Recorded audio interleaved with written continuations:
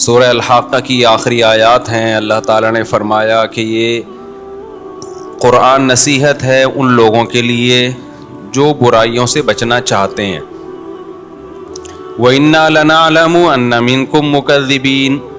اللہ نے فرمایا ہمیں پتہ ہے تم میں بہت سے لوگ اس کا انکار کرتے ہیں، لیکن ہوگا کیا؟ وَإِنَّهُ لَحَسْرَةٌ عَلَى الْكَافِرِينَ.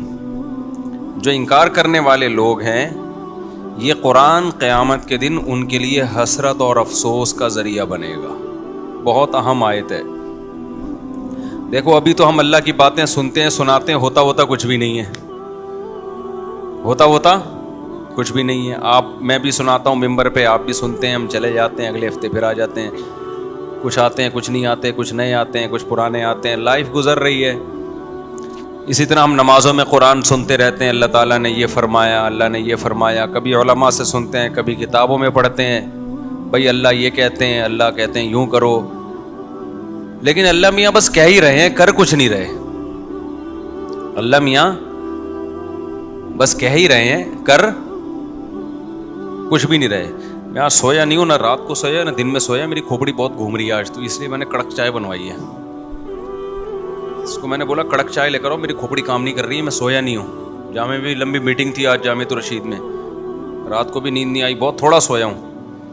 تو یہ چائے لے کر آ گیا بالکل پھیکی نماز کے بعد نا، تو اس لیے میں نے کہا یہ لے آؤ تاکہ کھوپڑی تھوڑی سی صحیح ہو جائے. تو وَإِنَّهُ لَحَسْرَةٌ عَلَى الْكَافِرِينَ. میں اس کر رہا تھا کہ اللہ تعالیٰ نے قرآن میں دھمکیاں بھی بہت ہیں، بہت دھمکیاں اللہ نے دی ہیں. میں یوں کر دوں گا، میں یوں کر دوں گا، جو میرے نافرمان ہیں ان کو چھوڑوں گا نہیں، آگ میں ڈال دوں گا.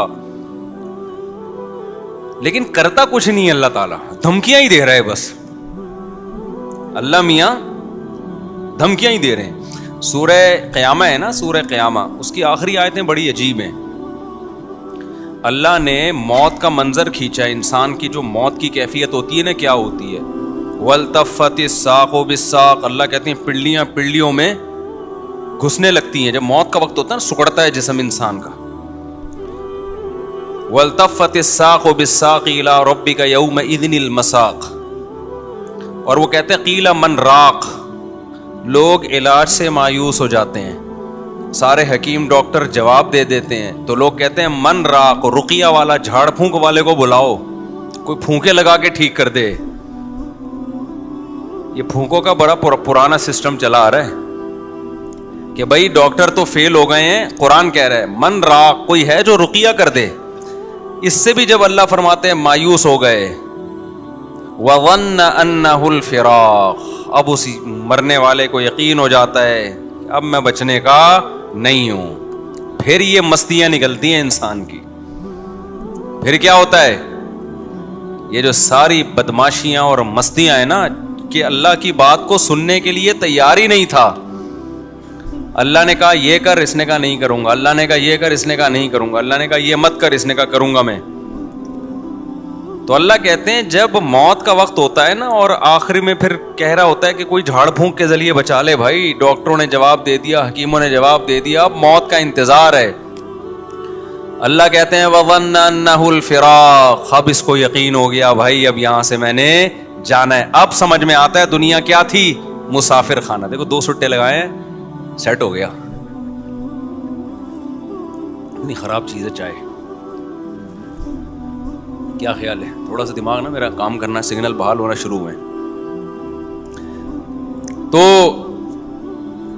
اس وقت سمجھ میں آتا ہے کہ یہ کیا ہے، مسافر خانہ. مسافر خانہ ہے.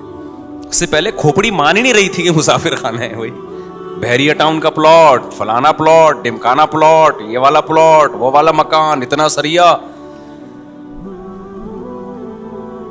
تو اللہ کہتے ہیں وَظَنَّ أَنَّهُ الْفِرَاقُ. آگے اللہ تعالیٰ شکایتیں کیا کرتے ہیں؟ فَلَا صَدَّقَ وَلَا صَلَّى. اللہ کہتے ہیں نہ تو نے صدقے کیے. مسافر خانہ دنیا کو سمجھتا تو مال خرچ کرتا نا، کہ سارا بچا کے کیا کروں گا، قبر میں تھوڑی لے کے جاؤں گا. موت سے پہلے کیا کرو. دیکھو آپ کہیں سفر پہ گئے ہوئے ہو، امریکہ گئے کمانے کے لیے، آپ کا گھر بال بچے یہیں ہیں، بال بچے کہاں ہیں؟ یہیں. آپ کو پتا ہے آنا میں نے کہاں ہے؟ امریکہ. اور ریٹائر ہونا ہے میں نے. یا سعودیہ لوگ جاتے ہیں تو کھاتے زیادہ ہیں یا بچاتے زیادہ ہیں؟ بچاتے زیادہ ہیں. ایسا ہی ہے نا؟ یا کھاتے زیادہ ہیں؟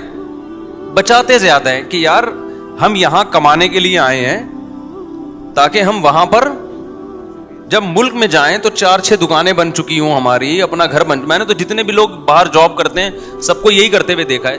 معذرت چاہتا ہوں, یہ بس جلدی سے 2-3 چھٹے لے کے تاکہ بار بار ڈسٹرب نہ ہو نا. تو جو بچاتے ہیں وہاں جاتے ہیں. ہم نے بہت سے لوگوں کو دیکھا ہے بھائی, جب سعودی عرب سے جاب ختم ہو جاتی ہے, ایک عمر ہو جاتی ہے, آتے ہیں تو کہتے ہیں بھائی اللہ کا شکر ہے اب ہم نے اپنے یہاں 4 دکانیں بنا لی ہیں اور گھر بنا لیا ہے. تو لوگ کہتے ہیں نا باہر گیا تو نے بنایا کیا پیچھے؟ جب تو وہاں سے ریٹائر ہو کے آئے گا تو ادھر کیا ہے تیرے پاس؟ تو لوگ بنا لیتے ہیں.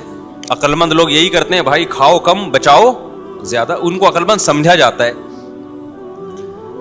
تو بھائی آپ 60 سال ریٹائر ہو کے, آپ 60 سال کے بعد آپ کے 15-20 سال رہ گئے زیادہ سے زیادہ,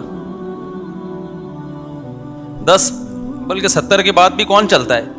تو اس 10 سال کے لیے تو آپ 6 دکانیں بھی بنا رہے ہو اور گھر بھی بنا رہے ہو. ایک صاحب تھے ہمارے جاننے والے, وہ بہت پیسہ تھا ان کے پاس, انہوں نے کچھ دکانیں خرید لیں. تو میں نے کہا یہ آپ نے کیوں کرے؟ یار یہ میرا سرمایہ ہے پوری زندگی کا. کیا ہے یہ؟ میرا سرمایہ, میری بچت ہے, یہی میں نے کمایا ہے.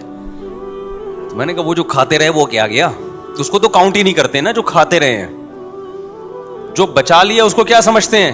اصل تو یہ ہے, کھانا تو یہ سمجھتے ہیں مجبوری میں زندہ رہنے کے لیے ہم نے کھا لیا, ورنہ اصل کیا ہے؟ حالانکہ اصل وہ ہے جو کھا لیا.